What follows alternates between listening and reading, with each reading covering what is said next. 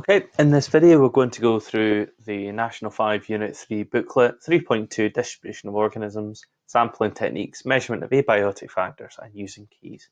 It's a whirlwind tour of many of the more important areas of this particular unit. So we'll try and do it pretty quick. Quadrats are used to sample low-growing plants in order to estimate the number of plants in that area. They're usually square in shape and made of a metal or a plastic. They can vary in size, with some being just one single square, and more often they're made into lots of little squares. Obviously, if you only had one square, you would use it in a very different way than we'll talk about with the normal quadrat. Quadrats are placed randomly, which improves accuracy. A quadrat marks off an exact area of ground, so you can identify and count the organisms there. By taking a number of samples from the area, you can get an estimate of the average abundance or number of organisms there. We always want to repeat, obtain an average, and that increases reliability.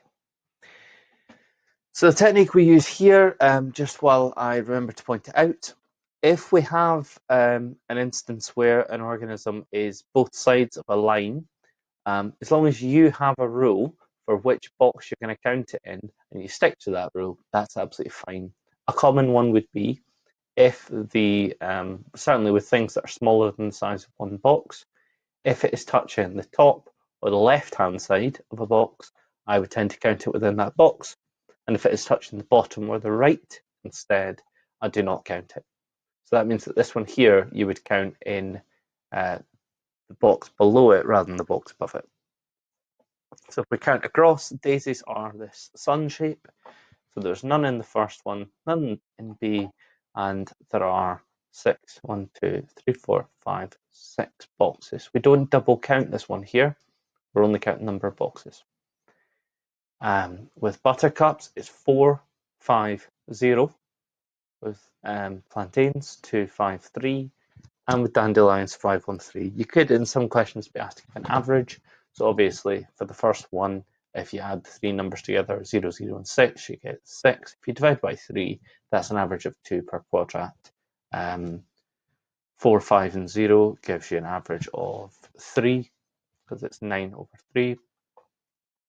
2, 5, and 3 would give you 10 over 3, which is 3.3 recurring.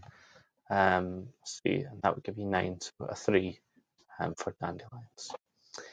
It's what it asks you to do in this question here. So you sum these numbers together, which I've done here. You get 90.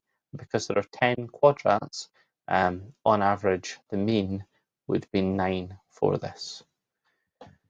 If the field was able to fit 2,400 quadrats, you would do 9 times 2,400, and that would give you the estimate of how many daisies there were in that field.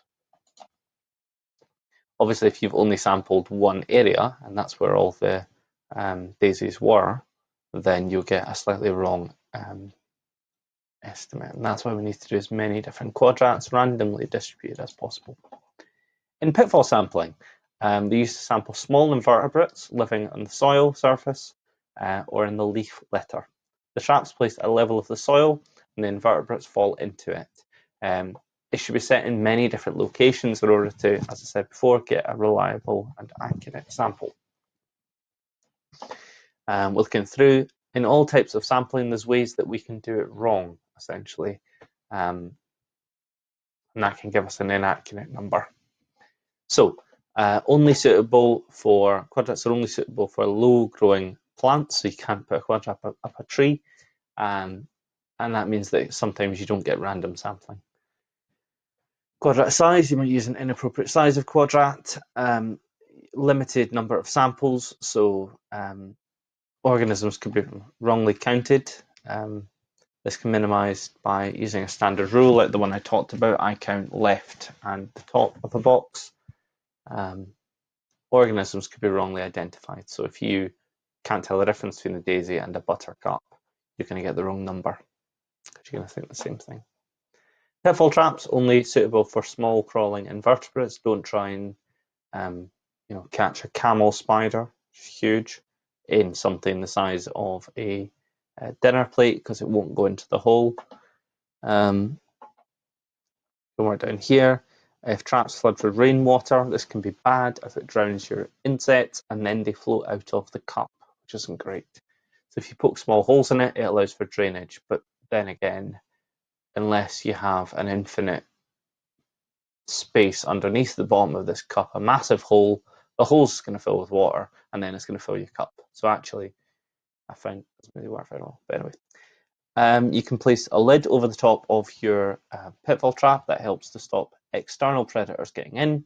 But if you get a spider, for example, in your cup, it tends to be that it eats everything else. That can be helped by adding a divider, but it doesn't really work, and checking your trap regularly. We then move on to keys. I said this book has an awful lot in it.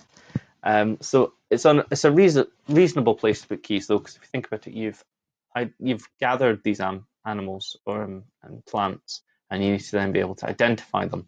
I am rubbish at identifying animals, so I have to use keys. Here we work through it. So bacterium P is Staphylococcus. So it's gram-positive. So in the first question, paired statement key, I would go to 2. It is round, so I would go to 3. And then it is penicillin resistant, so it's Staphylococcus. For Q, it is positive, so go to 2. It's a rod, so it's Clostridium. For R, it must be, so it's gram-negative. It's the only gram-negative, so it's Escherichia. It doesn't really matter how you pronounce it. So E. And Micrococcus, we have Micrococcus luteus at school. So S, it's gram-positive, it's round, and it's penicillin sensitive, so it's Micrococcus. In this one, what I would do is I would just follow it through. So pick an organism and follow it through and see how you can fill it out. So if you pick, for example, the earthworm, has no legs. So what else do I know about it? It's got no legs. I'm not going to go to 2. What happens if I went to 3? Well, that doesn't really work either. What happens if I go to 4? It's got no shell. Great. So we know we have to go to 4 with this one because there's already a little thing that tells us to go to 2. So you can't use that again. And there's already a little thing that tells us to go to 3. The only remaining question or statement is 4. So that one's 4. We know we have to fill in one that is in question 3. So if we follow it backwards to find the answer, spider, we need something that has no spots on its body, that has, let's go to 3, fewer than 12 legs.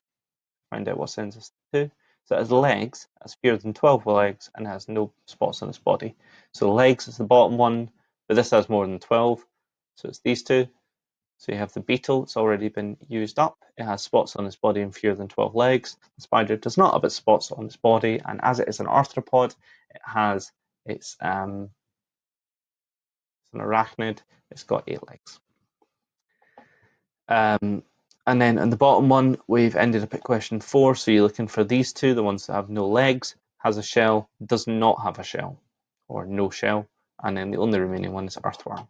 What 3 features did we use to identify the beetle? It has no legs, it has legs, but fewer than 12, and it has spots. This one a lot of people find very tricky, but again, you just follow through the pattern. If you look at this first column, the only 2 options are pale or dark. Because it sent us to the dark one, if you look, they've only got the peacock and the red admiral. You can cheat by just jumping down to here, because peacock must be in this one. Dark shading only has 2 options. So if we see what differentiates between these 2, it's not wing spots, because both of them have wing spots. So really, the thing that must be kind of differentiating between them is the wing tips. So if you find the one that talks about wingtips, that's go to 4. So blue wingtips, so that's identified the peacock for us already. And so the other one must be white wingtips.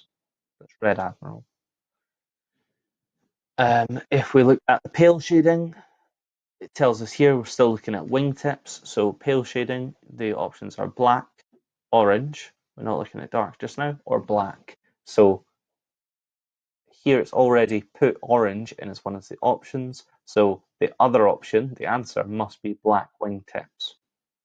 And at this point, we look at this. So if you go from pale shading to black wingtips, the next one that you must use to differentiate between them is wing spots, because it's the only one left. So that means you have to go to 3, because that is the question that asks about wing spots. And then if you follow this all through, it gives you the wood white, because you can follow the questions through.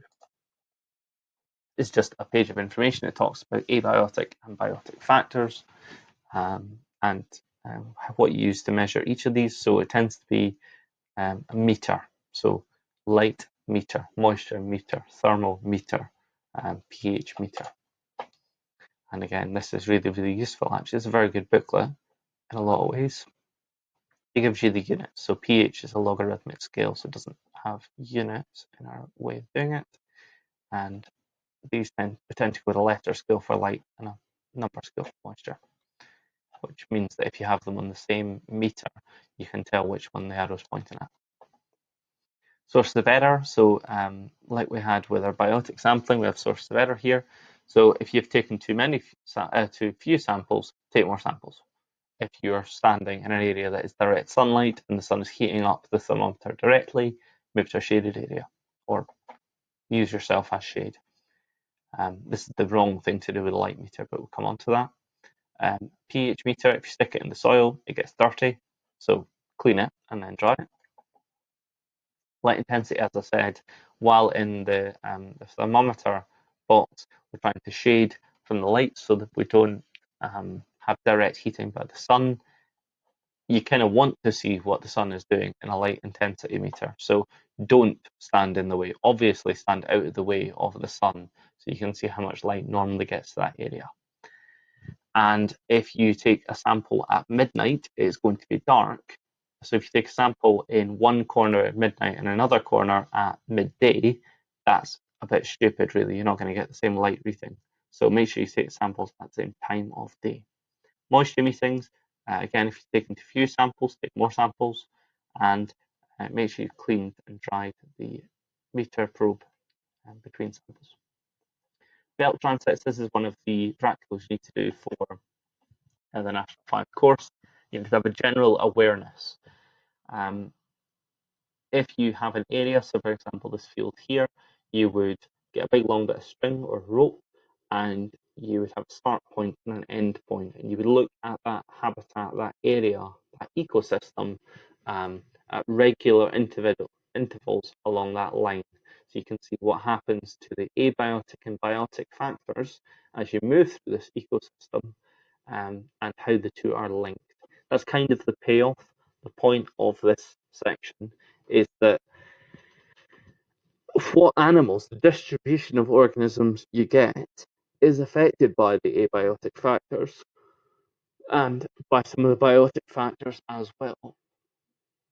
So here it shows us that the higher the light intensity, so if we look at a scale here for light intensity, A being low, B is low, C is lowish, D is medium to low, E medium to low, F getting kind of medium high, G a bit higher, H very high. So high light intensity seems to give us a high abundance. So the higher the light intensity, the higher the abundance of daisies. This is because plants need light to photosynthesize. There's an E there. In low light levels, the plant can't photosynthesize, so it can't grow. So this is why an abiotic factor like light intensity can affect the distribution of species. So in a dark area of an ecosystem, you might get fewer daisies.